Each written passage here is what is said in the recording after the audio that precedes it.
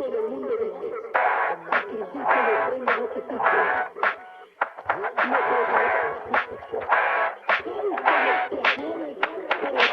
and welcome to the Spoilercast and review for the Twisted Metal show on Peacock from GigaBoots. I'm your host, Dan Video Games, and with me is Bob Jello from GigaBoots, Dr. Agro. I guess this was our Twisted Metal after all.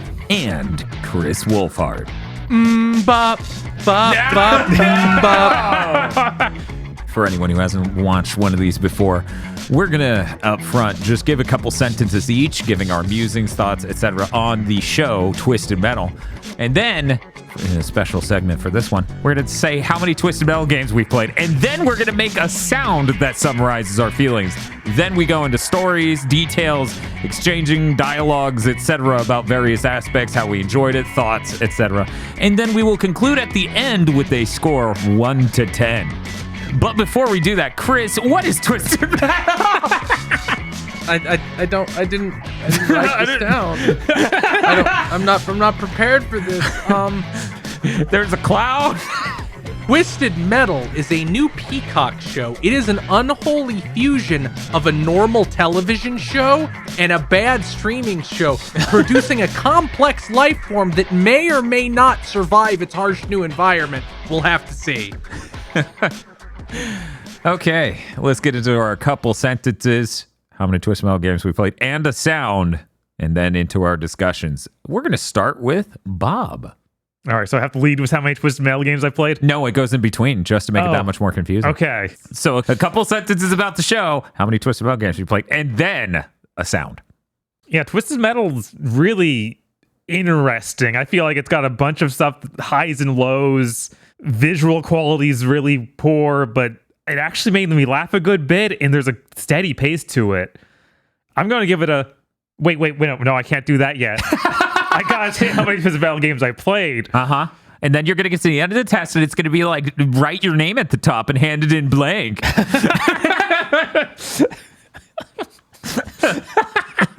What a nightmare.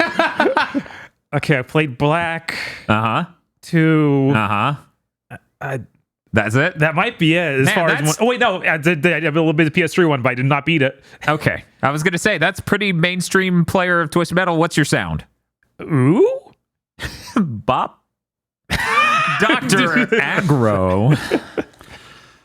This thing is a strange beast that seems like somebody set up a streaming show to be made, and then someone who understands how to actually write television started stalking the halls with a bat.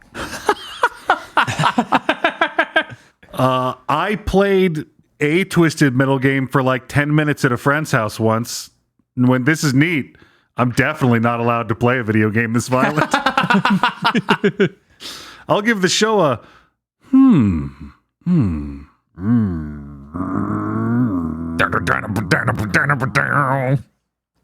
Chris Wolfhard. This show is complicated. It seems like they tried to do a show that was campy, but didn't know what camp was anymore because that aesthetic has been dead for 20 years.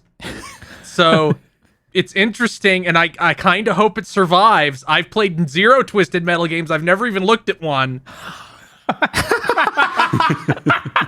I'm going to give this I am undoubtedly the biggest Twisted Metal fan on the podcast, and I'm kind of surprised by how much this nails the tone. They just went, what if also sex? Yeah, they did. This show, if you read it as a document, and the early marketing materials poses itself as 10 other terrible streaming shows set in the post-apocalypse. In every episode, it surprises you by being like, wouldn't that suck? And ripping that away. I've played 6 Twisted Metal games. Notably, haven't played Small Brawl or 4. I'm going to give this, ooh. And let's get into the discussion. In no world based on the early material of like, John Doe, an amnesiac, makes his way across the country to make a single delivery for a girl boss. His sidekick, a mute woman. And I'm like, this sounds like you made a post-apoc show I've seen 10 times already. And it's like, yeah, she's not actually mute. We're just throwing that shit out episode 2. I'm like, what the fuck? And it feels like they did that regularly, where they're like, no, this is the real drama. She's going to leave at the end of the episode where they're holed up in a fast food place, and it's going to be heartbreak, and you're going to spend the rest of the season being like, are they going to get back together? It's like, no, we're not doing that either. I wonder if there was some weird reshoots where they tried to make it more like actual Twisted Metal and less like a generic post-apocalypse screaming show. It literally sounds like, because early on, it has so many elements that follow that sort of format, you know? And Quiet's backstory really does lead into that too. Like I talked about, like, it feels like they wanted to be camp but didn't know how. Like, this show does feel like it has two halves ripping itself down the middle, where it's like, the plot, what they obviously wanted, at least in my mind, what they obviously intended at some point was Y2K ended the world. Mm-hmm. Yeah. But they didn't want actually to pull the trigger on that, so they changed it to like, well, it was just a computer virus in 2001 or 2002 because Master of Disguise was out when the world ended, which is a plot point in one episode, which is fucking weird. And A Knight's Tale and Punch Drunk Love, and I'm screaming at this screen as I'm like, no, don't show me the Master of Disguise cardboard standee. That was an early aspect of this show that made me want to give it an unlimited amount of rope. I went, wait, none of these cars are new and still shiny for no reason. Oh my God, did they pick a time period and stick with it? What the shit? It's not half a car commercial? Yeah. Kinda. Like, there's still stuff like that theater they're in is really fucking modern. Yeah, It is definitely not the quality you would see back then. But I don't know if anybody else noticed this. I did immediately, and it's the reason I gave the show Infinite Rope. Agent Stone is the villain from George of the Jungle. Oh my God, I knew my I recognized him from somewhere. Are you serious? It is the same guy. It is the guy they all laugh at when he gets knocked in the shit. He has the tiny gun. It is the same fucking guy. I mean, they nailed that character. That guy's a piece of shit. I love that his backstory is him overselling the horrible murders he did at the turn of the virus. Yeah. He's like, I'm a hero. I saved a town. Like, I feel like this, like, it keeps dipping its toe into, like, edgy late 90s, almost like PS2 Grand Theft Auto type satire. But then it keeps pulling back. Like, Agent Stone really feels that way, where it's like they try to play him as serious sometimes, which I don't really think worked. And then they have all the emotional stuff between Quiet and John Doe. It's just like it has like two identities. If you want to talk about like the weird schism that sort of appears with Stone specifically, it's the part where he's very well portrayed at multiple different moments as this impotent cop with a huge chip on his shoulder who's just a psychopath in the post-apocalypse. But then there's the other part where it's like, and he has a city and there's a giant wall and they have statues of him. And it's like, that doesn't really... It feels like that doesn't fit here. Like that this dude is the main dude running a proper blockade across the United States. Longitudinally or latitudinally. That just seems disconnected from the man we meet. That does feel like the part where this show doesn't have enough money to actually portray that. Like his squad of cops is 5 guys. His amazing HQ is some back roads at a modern suburban city. Yeah, that definitely feels like a money thing. Like also when they're in a modern theater, they're not in a more period appropriate theater because that's expensive. I felt that same thing with like, here's the DMV from hell that the police run. And if you don't fill out all the forms correctly, they throw you down the Hoover Dam. Yes, that's really funny though. But then they give him that's great. But then they like give him all these flashbacks that aren't just, oh, he's a violent psychopath.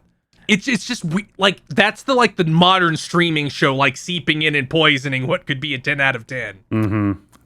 I was kind of impressed with how well it meshed some of this stuff. Like all the drama stuff they do with the main 2 characters feels surprisingly heartfelt in this really goofy universe. Yeah. Which is something that I'm not used to Hollywood writers being able to do at all. Yeah, there are not many conflicts that they have in between each other and dramas and background baggage, one could say, that they bring in that seem contrived or out of nowhere or just awful to deal with as a viewer. It seems pretty natural, a lot of it, which is surprising. I think for Stone, the part where he has to be the big arch for the season is the part where streaming showman comes. Because it's like in an ideal version of this, that dude is not with us for the whole fucking 10 episodes. Yeah, that does feel weird. Yeah. I'm going to talk about my favorite thing. Stu and Sweet Tooth rule. I love their relationship. It's true. I think they know that that's the highlight because the last shot in the show is Stu and Sweet Tooth continuing their relationship. Oh my God. Like I said, I have no experience with those games. Sweet Tooth was amazing. And the weird thing for me though is I saw him come on screen and I was like, there's no way. And I looked up who it was because I'm like, that's David Arquette's voice. It is. But that's not David Arquette. No, that's not David Arquette. And like, I have nothing against David Arquette. The man is brilliant at what he does, and he's doing a good job here. But you guys had Samoa Joe on set. Yeah. One of the best modern promo cutters in sports entertainment. And you dubbed him over? Well, he's in a mask. Like he's the executive producer on the show. David Arquette is. Yeah, so like he probably is one of the people responsible for bringing this in, and also the character's backstory is now like a character trope or archetype that dude has played countless times. Yeah, it's like I immediately got over it because once again, he's David Arquette and he's doing a killer job. Will Arnett. Will Arnett. Thank I you. keep saying David Arquette. He Yeah, I was said like, David that doesn't Arquette. sound right. I'm going insane. I'm like, no, this is one of my favorite actors. That's Even not as I'm his name. saying It's it, really I'm like, close. no, I think you're just thinking of a wrestling thing again. Yeah, Will Arnett has played so many characters who are like that, from Arrested Development to other things, and also part of it reflects his life story. Some of it reflects his life story, so he gets to experience that. I thought it was fucking brilliant to tie Twisted Metal Black Sweet Tooth and like this other like child actor persona together to have some weird fusion of two heads on in black that just works really well. Like, I think Sweet Tooth is very well executed. That's a deranged. And Stu as the completely dismayed passenger on this journey is so good. I really did like Sweet Tooth's backstory flashbacks. I think that was one of the points where the camp was at max power. Yes. And worked the most. Yeah, I mean, the title card drop when he goes, line, is one of the funniest moments in the series. Yeah, they got really good at those title card drops. Yeah, there's only one bad one because they're like, this is the serious episode. I'm like, no. But before we move from Sweet Tooth, is the paper bag anything other than those videos from the original Twisted Metal?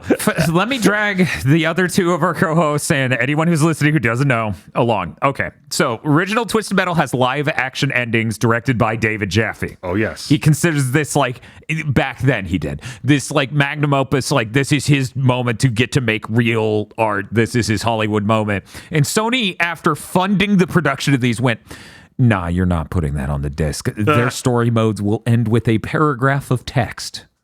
Because they thought that was better. But they're so good. And they are. And in that text, and also the bio for Sweet Tooth and the live action ending, they have the bag. Like that bag, if I'm not mistaken, is canonical in the text that's still in the game or the manual. And so, yes, Bob, technically, it's not a nod to retcon material cut from the final launch game. The fact they leaned so much on it was unbelievably funny. Because he's just like, Harold, you killed everyone. Yes. Why? Here's a fucking weird thing. I guess Sweet Tooth's just his name now. Wasn't his name not Sweet Tooth in the games? Isn't that just his car? So every version's a little different. Sweet Tooth is kind of it's complicated. Yeah. It's complicated because a lot of the time the name of the thing is the vehicle and other times it's a driver. For example, Agent Stone is Outlaw. And it was really funny when I was like, Miranda, whatever. I know her. Who is she again? And then the racing car comes out, and I'm like, God damn it, it's Twister. Of course, Miranda Watts. But with Sweet Tooth specifically, his name is Sweet Tooth canonically in at very least many of them. And the weird thing is one of them, I think it's head on has a connection between John Doe in this and Sweet Tooth in that, where they're supposed to be the same person. Because fucking Twisted Metal is really weird. I'm surprised how much of this stays pretty faithful, frankly, to a lot of these characters and a lot of these tones. Outlaw, however, was maybe not a giant psychopathic piece of shit in every game. Yeah, a lot of the stuff with this universe being just weird and feels like would not happen if technology was messed up in this way. A lot of things being written off as it's Twisted Metal. This could all be in someone's head. Right. Yeah. So every single named character is actually some Twisted Metal character, right? That's what I picked up eventually, where somebody was like, yeah, the grandma that died is a Twisted Metal character. And I'm like, what? That character's a Twisted Metal character? Yeah, Jesus. I can't remember. It must literally be every named character. It's literally fucking everybody, basically. Like, they went through the fucking... Mike and Stu, even. Yeah. I laughed my ass off at Mr. Slam. Because Mr. Slam's a dude with a fucking construction vehicle that slams down the crane arm or whatever. And they turned that into his dick. I lost it. But yeah, when they go into that diner or whatever for the milkmen, they're just like, yeah, here's all the name. And I'm like, okay, I think there's like one of these that might not be, but it might have been in Small Brawl or 4, or I forgot, and it was in 3. But yeah, it's hilarious. Like everything, and even the tease for the next season is just like, don't worry, we also got this one. I'm like, thanks. I was worried you might not cram more Twisted Metal characters in here. That was a real concern. How big a fan are you guys of nuclear bomb storms? Was that anything from Twisted Metal, or there's like we need like a magic storm so we could have a bottle episode? I can't. It's been so long since I've seen a show have a bottle episode, and this is a streaming show. That's fucking weird. It's been so long since I saw a bottle episode that didn't make me want to crack open a bottle and take it to my neck so I could escape it. Yeah, because the Resident Evil to Netflix certainly had a bottle episode, and it was maybe the worst episode. Yeah. Oh my God. Yeah, well, I guess we can transition to talking about that. To answer the earlier question, though, nuclear storms in Twisted Metal, as somebody who played a number of them, yeah, probably in one of them. Yeah, like there's a lot of weird shit going on there. Calypso should be magic in the next season. They better not run away Check from it that. out. Yeah. I haven't played a single one of these games, but I clapped like a seal at the very end when they're teasing more guys, and they showed fucking Axel, the dude with two tires. Yeah, I screamed. It was so good. Then I love Mr. Grimm. They're like, and now we don't have to cast him till next season. I missed that. Do you think, because, it's easily accomplishable, do you think they go for Vietnam vet or cannibal or both?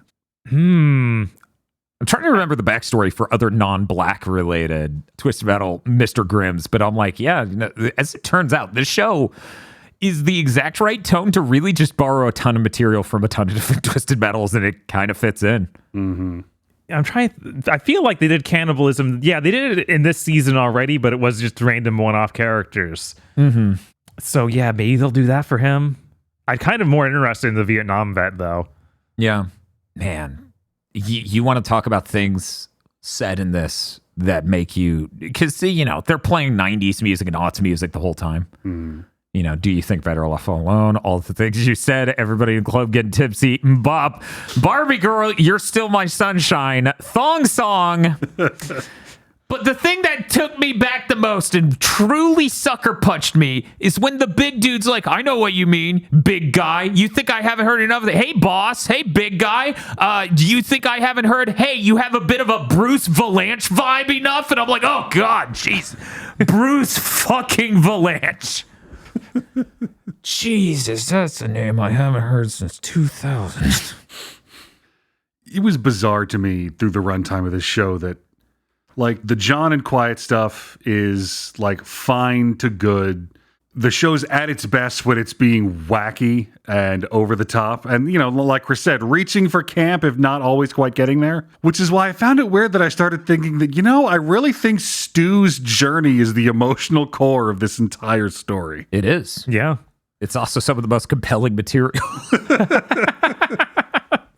There's something really good about Stu being like, oh, my friend's terrible. He signed up with the cops to get their approvals, so he started murdering people. Anyways, I'm going to hang out with this killer clown because somehow morally that's more okay. Right? There's a lot to dig into there, introspectively. I just love how John and Quiet just leave his ass. That was raw. That was...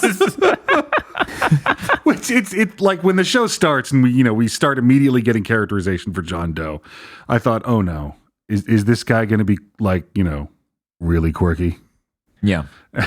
Like 5 minutes in, I'm like, oh no, this is one of those. He probably would have been a complete fucking freak before the apocalypse, and now he's just thriving. Yeah. So you're saying he might have fucked a car before the world ended? He might have. Like as soon as I realized who Quiet's actress was, which I can never remember her name, but I've got it here. Stephanie Beatriz. I mentally started the clock. And then a few episodes later, we get involved with the Holy Men, and there's Jason Mantzoukas, the leader of the Holy Men. Oh, yeah. Yeah, that actor, he shows up. He was superb. Just chews the scenery for 15 minutes. Yeah, that character is one of my favorite characters in the whole fucking season. Yeah. Like, oh, it's a religious cult. That's they're gonna have crazy conservative ideas. Oh, they just get fucked up on drugs 24/7 and fight each other. Hey, you want a rum and Coke? Why is it crunchy? That's the that'll Coke. be the Coke.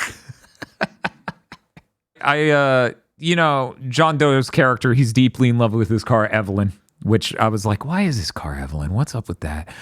And then he gets the car Roadkill, and I'm like, they just kind of surf Dracula'd me. And then at the end of the season, they're like, next season is a Twisted Metal tournament. I'm like, they did good Surf Dracula? Yeah. What? Yeah, I was stunned. They open with car combat. I'm like, oh, thank God, it's actually going to be Twisted Metal. And then we get to the end, and I'm like, oh, God, no.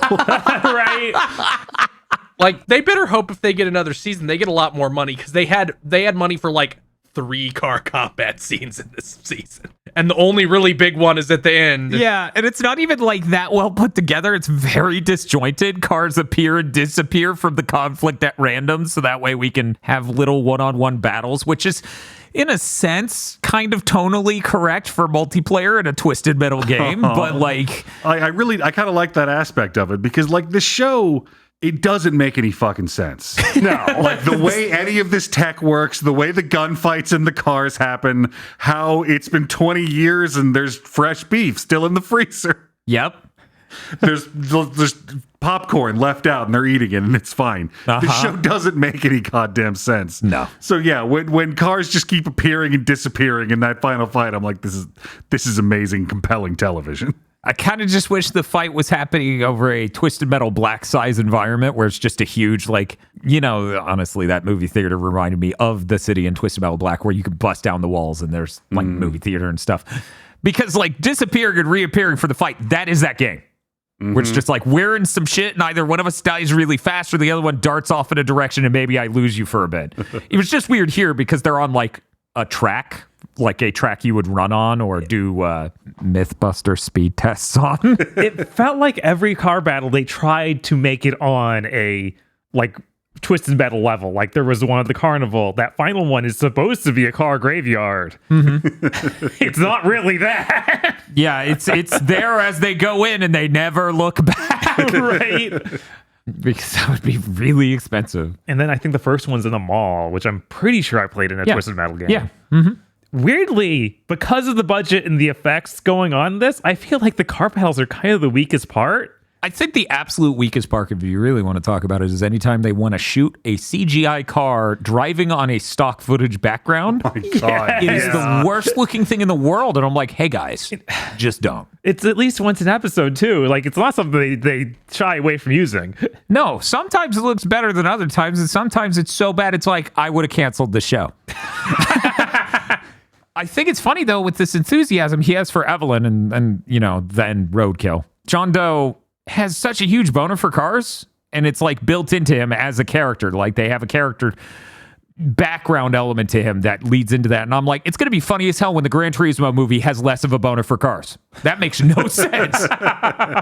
Yeah, there's no way that Gran Turismo movie's even half as good as the streaming show is there. Like, it's over. I can't imagine it being that good, but maybe I'll watch it and I'll be like, oh, this is great. I mean, like, it's going to be a sports movie story, and there's a very well trod formula for abusing the human brain into releasing specific chemicals during one of those. So yeah, I watched Ted Lasso. yeah. I imagine it will be a very similar experience. Oh man, remember in episode 9? Episode 9 starts, Sweet Tooth is telling them to lube up his head with lighter fluid, and he's like, light it on fire when I say when. And then the episode ends with him going, when? I'm like, Jesus, that was good. He might be like the best wacky psycho character I've seen in years. Yeah, for sure. Yeah, I feel like Sweet Tooth isn't something easy to do. No. And somehow they nailed it. Yeah, I mean, they fucked it up before, so it's amazing this show nailed it, yeah. Tonally, this portrayal of Sweet Tooth is better than any Joker portrayal in years. Because they nail that thing of, like, he could give you a sandwich or kill you. Like, he's scary because he's unpredictable. Yeah, he literally doesn't understand the chasm of difference between doing either. He's just choosing a path at the moment. We're not privy to the mechanisms that dictate which he would do. I think I like the bottle episode. I really do. But my least favorite parts are the elaborate backstory of, I signed a contract to be in a city serving as a servant. Like, I think Quiet's backstory there was too long and not enjoyable. I don't know. Like, Stone gave us one line about the OC in reference to her finger. I'm like, oh, that's really cool world building. Yep. And then we did a 15-minute flashback. I'm like, oh, there could be a gun attached to a car going off right now. Yep. But hey, at least that episode gave us magical nuke storms. That is still so weird, because it's like, so wait, that one plant exploding has caused this for the entire eastern side of the United States. Look, next season's going to have to involve Calypso having magic. Right? We need to be prepped for that. So we just need to ease the audience in. I did love, like, I think it was the end of episode 1. He turns onto the highway and you see that sign that says Calypso is real. I'm like, oh shit, we're going to get into this. And then we get to New Chicago. And it's like, it's kind of a jackknife Quiet does sometimes, but that whole sequence was impeccable. Where it's just like, you're Calypso though, right? He's like, there's a package. Your name's like everywhere. I've seen it all over the place, man. Yeah. Spooky as hell. This is great. Good job. We need to talk about how New Chicago was just the worst CG in the show. Like, they look at it in the PS1. Real bad. I kind of liked it in a PS9 commercial sort of way. When they finally showed what was inside the package, I just started clapping. I was like, it was one of those moments where it's like they hit peak camp, where this whole thing was to deliver a pint of ice cream. And then it wasn't even the right flavor. Flavor. They got the order wrong. That really did make it work.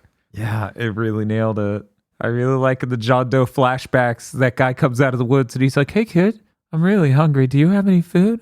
He's like, go away. He's like, well, I'm going to get your ass. Boys!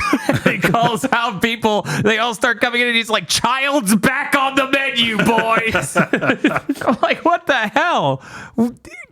People can write this and get the show made?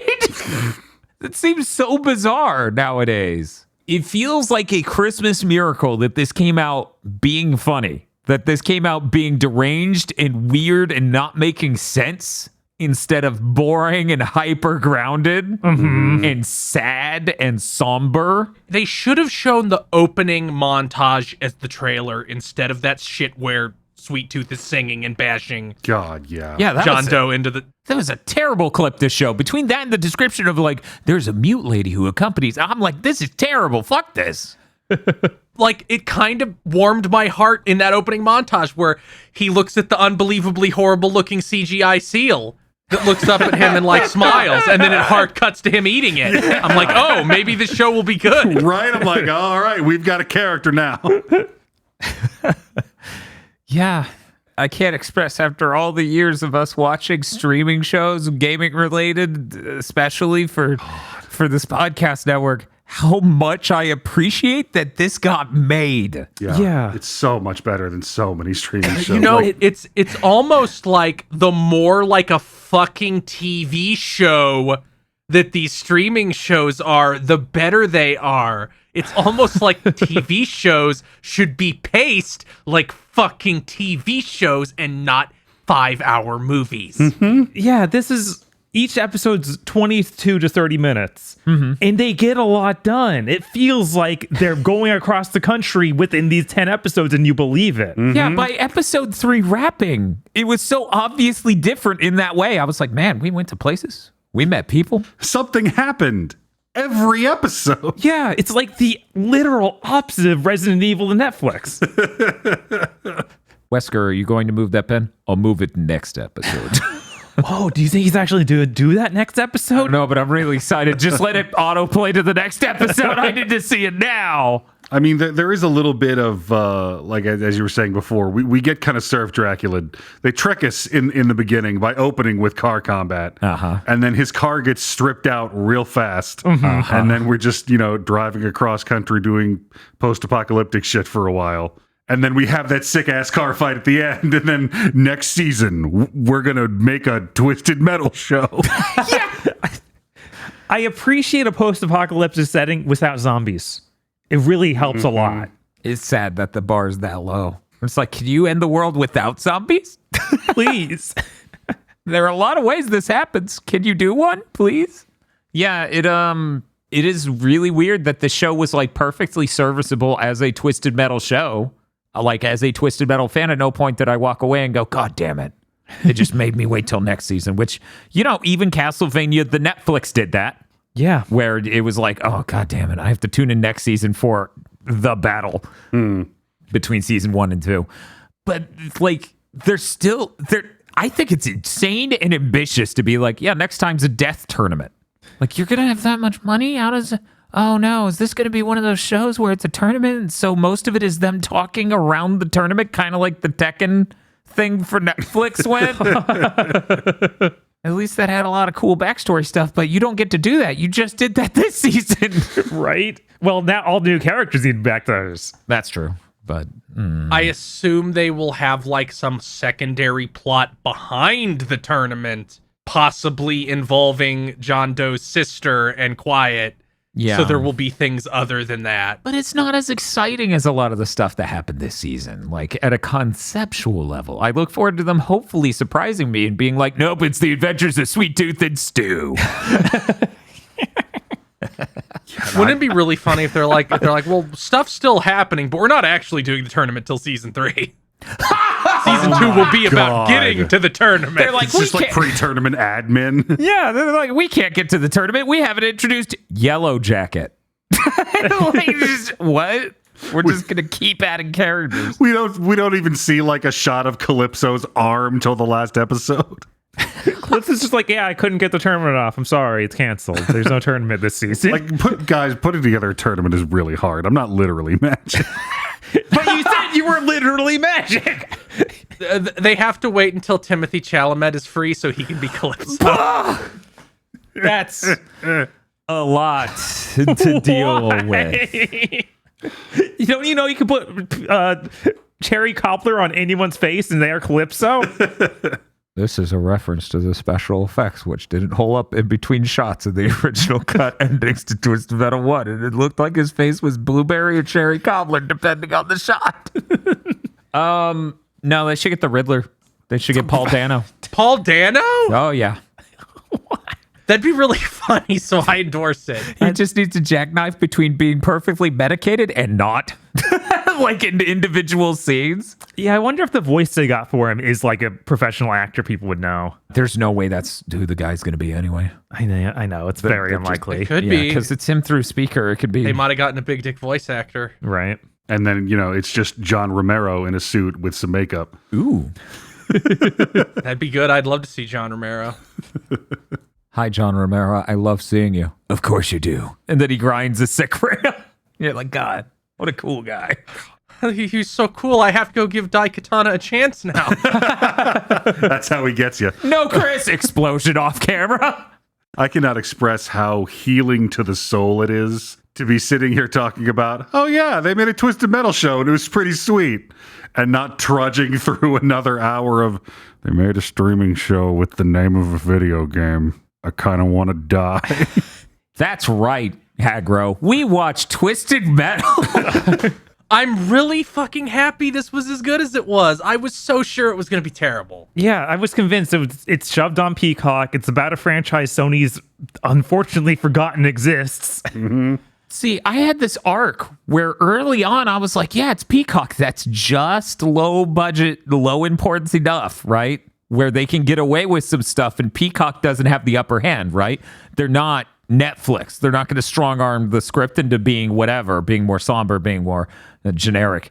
And then they showed the trailer early on and stuff like that. Like that scene, whole cloth from the Vegas episode. And I'm like, oh, this is going to be terrible. Oh, that was the worst scene to make a trailer out of. Yeah, there's so many good things in this they could have put as a trailer. There's even more like Tweet Two's focus stuff they could put it in that would have been a great trailer. Oh, yeah. If they did the sitcom he was on and him killing a dog, I would have been like, this is the single greatest thing to happen to Sony IPs.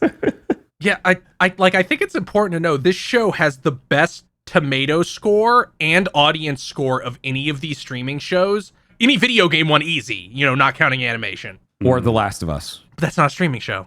Yeah, It's a real show on HBO. I mean, it's on Max. They showed it on television on HBO. did they? Yes. That's how boomers watched it. Yeah, it came out on streaming as well at the same time. I was unaware of them broadcasting it. Okay. Yeah, if it's also on broadcast, because there's different standards, you can't ship anything if you're being broadcast. But also, it's trouncing Secret Invasion, so I feel like Peacock might go, this is a winner. Oh my God, I'm gonna vomit! What the? Yeah, Twisted Metal, tomato score 69, audience score 94. Secret Invasion, tomato score 55, audience score 52. I want you to imagine 4 years ago someone coming up to you and telling you this would happen. Yeah, the biggest streaming show from Disney right now. It's MCU and it's fucking Samuel L. Jackson's final. He gets a show that's the Marvel Cinematic Universe. It's all about him and the Secret Invasion plots being converted. Isn't that cool? And they're going to make a Twisted Metal show. And it's going to be better somehow. No. Oh my God. That's dizzying. What a weird time. Yeah, the show, if nothing else, I'm extremely grateful for everything it isn't. Mm-hmm. Right? If those Capcom projects all came out this well. Heck, if even one of them came out this well. We'd be in a different culture right now. We would. If I like Castlevania Season 5 as much as I like this, I'll be a little stunned. Yeah, I'm with you because Castlevania's had some good and some bad seasons. I'm just worried that season ends with, okay, and next season. And I'm like, no. Tell a whole story. Never. I'm tired of this. Time for the reverse castle, you bitch. One Piece better be this good. Oh my God. Could you imagine? I just can't look at that One Piece show and not think, yeah, it's going to be on the level of any Japanese live action anime movie. It's just going to be that, but in English. Well, that changes everything. It does mean not everyone will be an Asian, which is always weird when they do those. It is really weird when they're like, hello, I am a German Asian, and I am an Italian Asian. It is really weird in those plots that are multicultural. Right. It's perfectly fine for something like Bleach. Or Death Note. Or Death Note. Where it's just like, Yeah, I don't know. I don't think Light Yagami was going to be the whitest motherfucker. This is fine. Like, but yeah, no, it's interesting. We are hurtling much too fast towards a possible timeline where the Twisted Metal show is better than the God of War one. Because Amazon's funding the God of War one. Oh man, that's so fucking possible, especially since God of War has the reputation of being a prestige to TV type thing already. We might be enduring the world's worst script. Yeah. For 10 episodes where nothing happens. Who do you get to play Kratos? Like The body actor for Sweet Tooth. Samoa Joe? Yes, That's the wrong kind of big guy.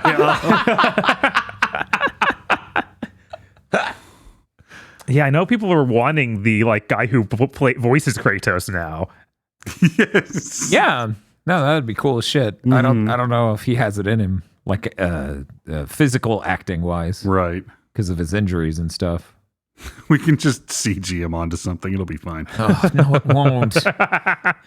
You know what was really cool? Every time they showed a real thing in this, I sure like cameras pointed at real things. Like, that sure is an M16 glued onto a Subaru. This show's amazing. Somebody in our viewer Discord was making the joke of the Twisted Metal Games as a Service game will come out and it'll have like a season pass to unlock the Subaru. And I'm like, God, the iconic Evelyn. I really appreciate that it is just a Subaru. It's just normal. It needed to be that. Yes. That's the point. The point is that. So what other shows? They have a Horizon show too, right? Like that they're working on? I think there's an animated one. I don't know if there's a live action one. No, there's a live action one. I think they even already confirmed it was mostly going to be the past shit, so it's going to be bad. Yep, that'll be bad. Yeah.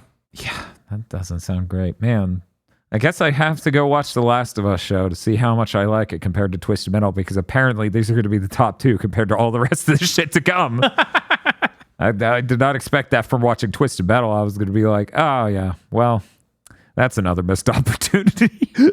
So sitting here thinking about Twisted Metal has got me thinking about you remember when fighting games kept doing all those zany crossovers and inviting characters. I mean, Tekken still does it. Yeah. I imagine like next season we get the tournament. Everyone's here. Also special guest Heihachi Mishima. And we do that, like the trailer is that commercial for when they put him in Soul Calibur. Like, you're going to need a car. And he just punches a car and it explodes. All right, no car. Yeah, the Twisted Metal universe isn't ready for a Tekken character. They cannot handle that. No, it's really not. Hey, they can just put Noctis into Twisted Metal to see he already has the car. Yeah, but then it'll break down. I really appreciate it in the final episodes. This is very heavily spoilers. Uh-huh. They do the big reveals of like, no, John Doe, this is your past. You should stay here and learn about it. And he's just like, no, I'm good. I just want to leave. So about the streaming show structure, this other writer just being like, nah. It's like, you see that sort of like, that's the most typical thing of like, oh, then the villain's going to do something that'll make him stay. But no, just screw that. I'm not interested. You never get that. It's great. Yeah. It's like, oh, they have leverage. Oh, the leverage didn't work. They have guns. They'll shoot John Doe to death. Ah, yeah, that's understandable. I wouldn't want to be shot to death either. Well, gentlemen, I think it's about time we wrap this up. Did anyone have any last comments before we get into our conclusions and scores? During the opening segments where we're first getting introduced to John Doe, my mind split into a parallel universe where Will Smith had fallen on hard times and he was doing this show. I like Will Smith. Would have been a way worse John Doe. Yeah, that would have been a whole thing. I don't know about that. However, if it was made in the 90s or the early aughts, I think he would have been a pretty good John Doe. Yeah, I feel like you do need a younger Will Smith for that character. Like, it wouldn't work with his current age.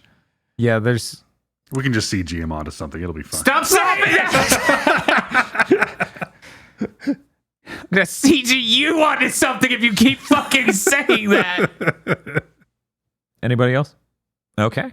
Well, let's get into it. As I said before, we're going to have a small few sentences summarizing exactly what we thought of the series, followed up by a number score. And how and in between these two, how many Twisted Metal games you want to try now? We're going to start with Chris. I thought this show was pretty good. I don't know if cowardice or money kept them from making it as directly camp as I would have liked.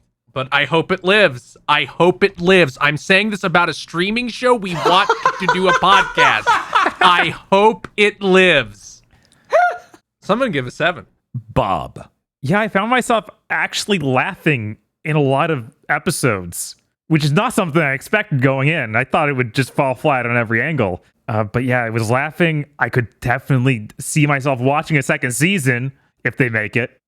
Okay, now I need to talk about how many Twisted Metal games I want to play. Chris didn't tell me how many Twisted Metal games he's going to play. I'm going to try one more. Oh, which one? I guess 3. I don't know. Oh, I'm sorry. Okay, then what should I try? Have you tried Small Brawl? No. Maybe that. Sure. Three's pretty bad. The hell is Small Brawl? So the original team made ones where it was kids that do stuff, and they have like car toys, but it's somehow way better than 3 and 4, which are made by 989 Studios. You know, the sports people. Mm-hmm. They took over Twisted Metal at some point. Anyways, hey Chris, how many are you gonna try? I will try 1, and that 1 will be the first one that gets on PS5. Hell, well, good news. There are already 2 on PS5 right now via backup. Oh, those actually came out? 1 and 2. Crazy. Don't play 1. I'll just wait until the next one. I said next one. I didn't say. Damn it! I should have next week pretended it happened then. You'd have tricked me. I wouldn't have been like, oh, I guess Dan, I wouldn't. You just slip it into the news. I'm like, oh, yeah, I guess that happened. I guess I'll play it. Bob, what's your score for the show? I'll give it an 8. Dr. Aggro. This is a show based on a property with a really silly premise that is not afraid to actually be fun and blow up a car now and then, and doesn't feel like it has to have some new dramatic thing to say about the human condition against a bleak and uncaring apocalypse because it's Twisted Metal and we keep bolting handheld guns onto the sides of cars. This, for the situation it came up in, was a goddamn blessed miracle. Yeah, I'm going to give it a 7, and I will play the next Twisted Metal. They better not fuck it up. If they weren't cowards, that would be a massive budgeted open world thing. And sadly, they're making a games as a service Twisted Metal. Because they're making like 13 games as a service games. Anyways, I am absolutely floored that this series was good and something I would seek out to watch for enjoyment value. It was very funny. Stu is fascinating, and his relationship with Sweet Tooth is engaging as all hell. I enjoyed the main character. I forgot the actor's name, but I think he fucking nailed it here. I enjoy Quiet's performer, especially once we get past pretending Quiet is mute. I am morbidly curious how they could possibly do what they said season 2 is. Right? It feels impossible. And I cannot believe I'm saying this, but I'm also going to give this an 8 out of 10. This was one of the better things we've watched for a podcast from a streaming service. Yeah.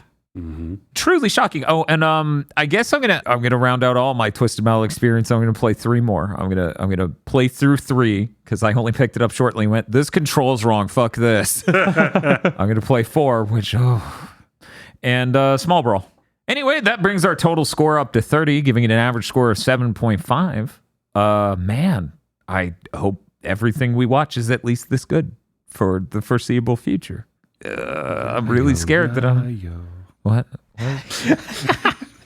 What was that haunting voice on the wind? I have no idea. The executive producers for this GigaBoots video are Esme, Ely Broyles, Spaceman Spiff, Red Blaze 27, Brendan O'Sullivan, A Reminder for Symphony of War, Cooper Tank, Very Best Plot, Iconic Bane, and Rado.